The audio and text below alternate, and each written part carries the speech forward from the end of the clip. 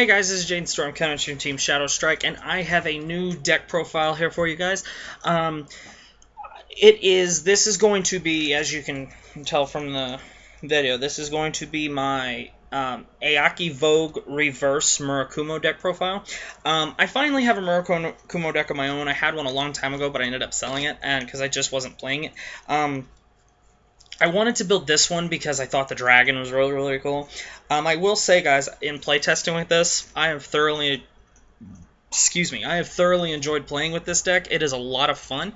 It is very underrated too. It is weird because it doesn't have the luxury of a 12k attacker or a 10k attacker that some other clans have, but it is a threat in its own way. My build is a little bit different than you've seen probably from most people. Let me turn this off, guys, or else it will continue to beep at me through the entire video, and I do not want that. So I hope you enjoy my build. I'm going to be doing some matches soon. I just haven't had a chance to film in a while, matches specifically. I'm going to do some this weekend at my locals, so I'll have that for you. But anyway, let's get right into it.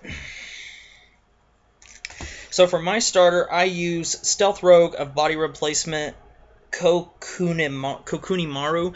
This is the grade 3 searcher. Hope you guys can see that. I tried to turn the brightness up on my laptop and thinking it, because there were some people who said they were having trouble seeing the cards, so I wanted to make sure you guys could see this. But what this does, it's your simple grade 3 counterblast 1, move it to the soul, look at the top 5. I like it better than the one that you soul blast 1 to move around. It's just me. For my trigger lineup, I play 4 copies of Stealth Beast Cat Devil. This is basically a Margul or a Flame of Victory. You move it to the soul and give +3 to a rear guard. Yep.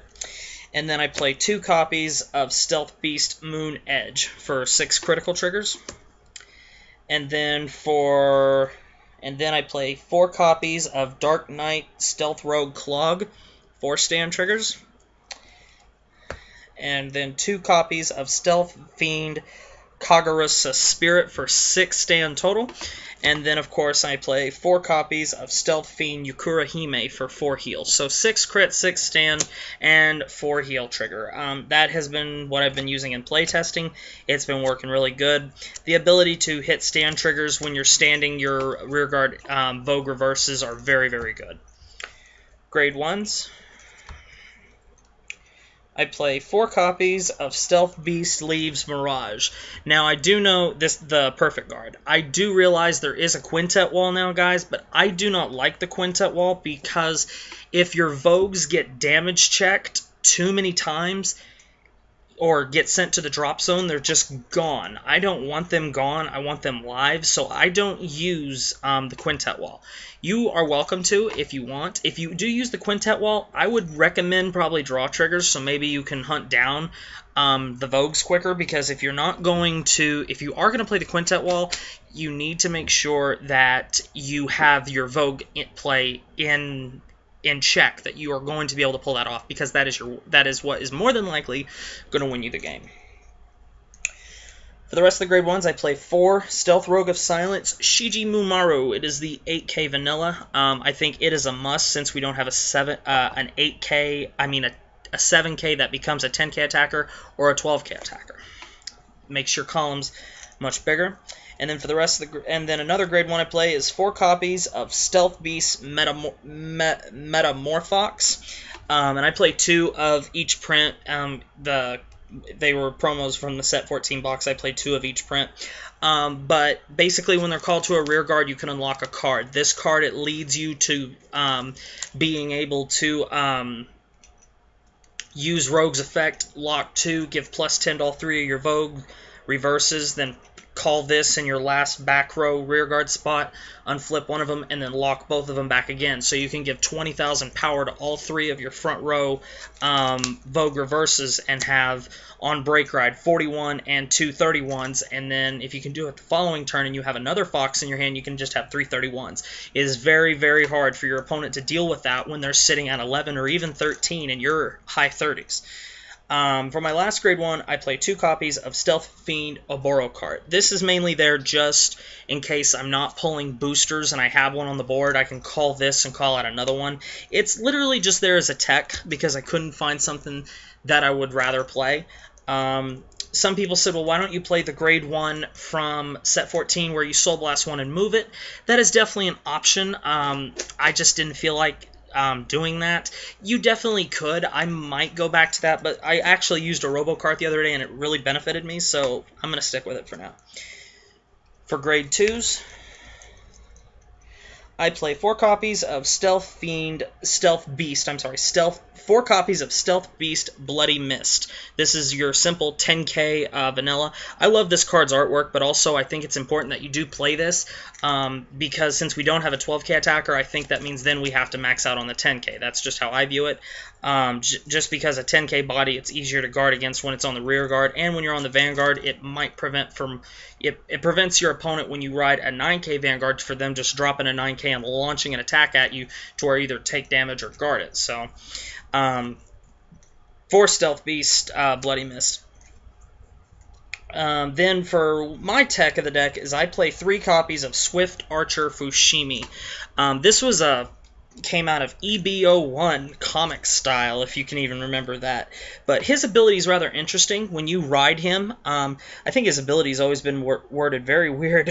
When this unit rides a Murakumo, which you're going to be playing in a Murakumo deck, so that never really registered with me, this can attack an opponent's unit in the back row until the end of turn. So the turn you ride, you can attack a rear guard in the back. So if you're playing against Beastieties, you can kill their Riot Horn. If you're playing against Eradicators, you can kill their Linchu. You know, so much that you can do. I just like him because some starters right now are just so good, you want to get rid of them so your opponent does not have it.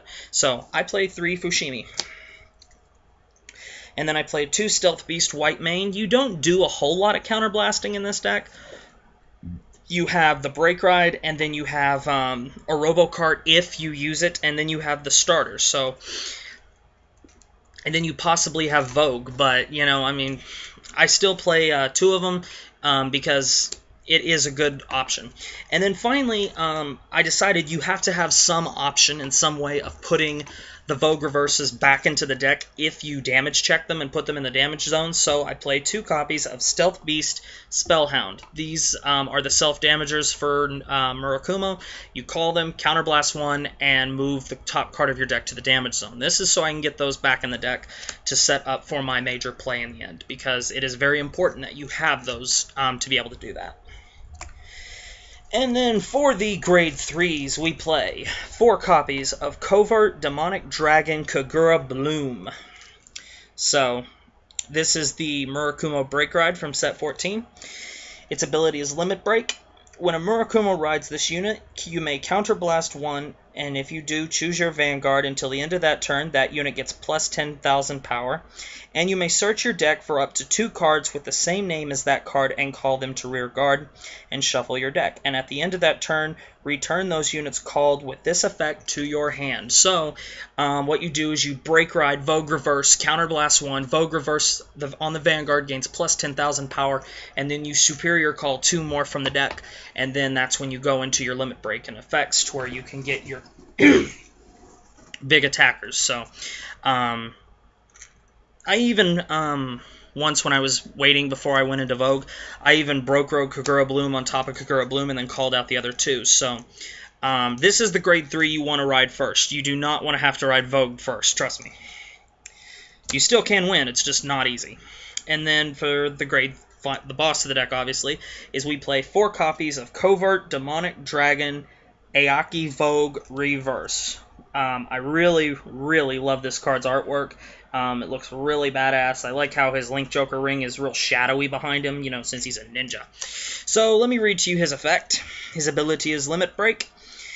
Choose up to 3 of your Covert Demonic Dragon Hyakki Vogue Reverse, and those units get plus 10,000 power if you lock 2 Murakumo rear guards. I kind of read that backwards. So you lock 2 Murakumo rear guards, and you may give up to 3 Hyakki Vogue Reverses plus 10,000 power. Very, very good because you get high attacks across the board, and they're all difficult for your opponent to deal with. His second ability is when this unit is placed on the Vanguard, you may counterblast 2 and search your deck for 1 Hyakki Vogue reverse and call it to the rear guard, and at the end of the turn, return that unit to your hand. So if you do have to ride this unit first, it isn't the end of the world. It's just not what you want. So just sticking that out there. So anyway, guys, that is my Hyakki Vogue reverse deck profile. I hope you enjoyed it. I really enjoyed playing this deck. I really never thought that I would like playing Murakumo, and I guess I don't like the clan overall. I just love this deck. I think it's interesting because it does have a very interesting theme behind it. So I guess you could say in a way I kind of maybe Murakumo's growing on me. And plus I wanted to have the last red clan, so now I can say I have Kagero, Narukami, Nubatama, and Murakumo. And plus, it's kind of hard not to like that artwork, guys. I mean, that is a pretty badass picture. Between the 2 ninja clans, Nubatama, Murakumo, I'd say Nubatama is the one I'd pick. I will tell you one quick thing, guys. If you have any copies of this Stealth Beast Bloody Mist, this is $6 on eBay. People are looking for these and are willing to pay pretty good money for them. So if you do have these, dig through your commons if you think you have them and shove those in your trade book. If you don't believe me, look it up. So anyway, guys, hope you enjoyed this deck profile. If you have any comments, questions, concerns, suggestions, always love to hear your suggestions for the deck. You may leave them in the comments section below. And if you would like, please tell me what you thought of the deck. So anyway, guys, I hope you enjoyed this. If there's something else you ever want me to do in my deck profiles, please let me know. If you haven't already subscribed to my channel, please do so. I do deck profiles, discussions. I'm recently going to start doing monthly giveaways, and I will be posting one for my August giveaway. Let me rephrase that. It is already up, so please go check that out. So anyway, guys, hope you enjoyed it. Make sure you thumbs this video up for me, like, comment, and subscribe. So anyway, guys, thanks for watching.